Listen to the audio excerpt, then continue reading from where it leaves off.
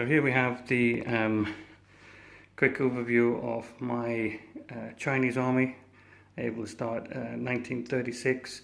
This is pre main engagement by the British and Americans, so it's primarily the early war kit, and I'll supplement it for sort of 1942 onwards with the US equipment that came in on the program.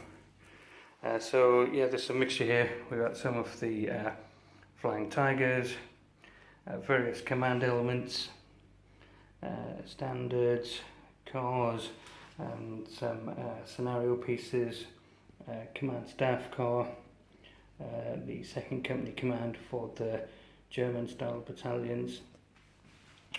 Over here, some converted motorcycle troops for the nationalists, T-26s,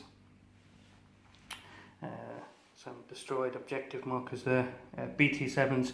Now it's alleged, only a few of these were actually in the Chinese inventory, so there's only 4, not that necessarily be used all at the same time. Again, some more objective markers, destroyed German armoured car, and then here's some of the German vehicles, armoured cars, and Panzer ones. Here we've got an armoured train. It's obviously a converted one, within 15mm. It works. It's a mixture of Peter Pig and Battlefront. And then into the forces here, early Germans replicating the nationalist elite 88th division. Yes, if you want to be very accurate, should they be wearing boots or puttees, but to be frank, at 15mm, it's good enough for government work, as they say. Same with here, some of the artillery. This is some leftover stuff I had, just bastardized up until I pick up some German 150mm guns. Here's some for limbers.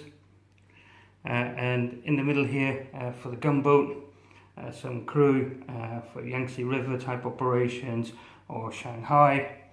And then moving over here, we got some of the provincial troops or belonging to warlords. This is a big sword unit.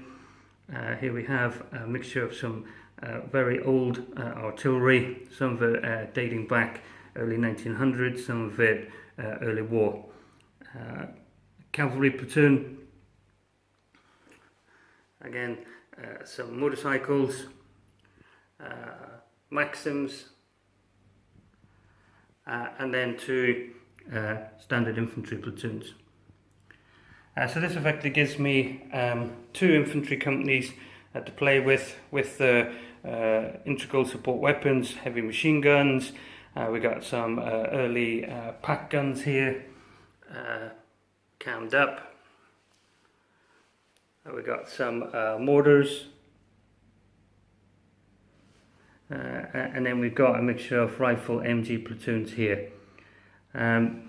We've obviously got different types of armour to be played with and all be played at the same time. As mentioned, we've got T-26s, we've got a couple of BT-7s, we've got Panzer ones, we've got some armoured cars.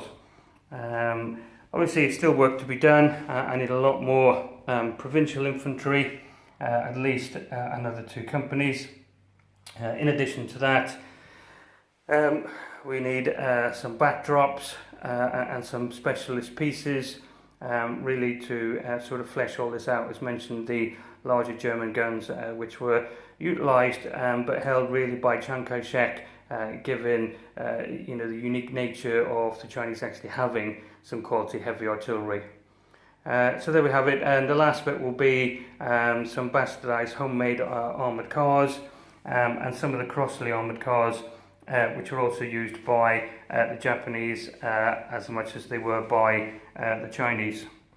So anyway guys, there we go. That's a quick rundown on my Chinese forces for now.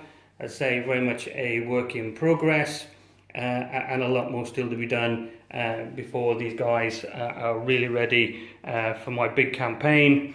And the plan is to start around about 1935 into 36, and then wargame it all the way through to when the UK and US came into the conflict. So thanks very much again for looking. If anyone's got any questions, whether it's around the models, manufacturers, painting guides, or bats, please do let me know. Chinese, particularly the Second Japanese-Sino War, is a very difficult period in terms of research, and you have to be extremely careful. Both sides claiming victory, both sides totally biased on their views, and a lot of documentation destroyed on both sides.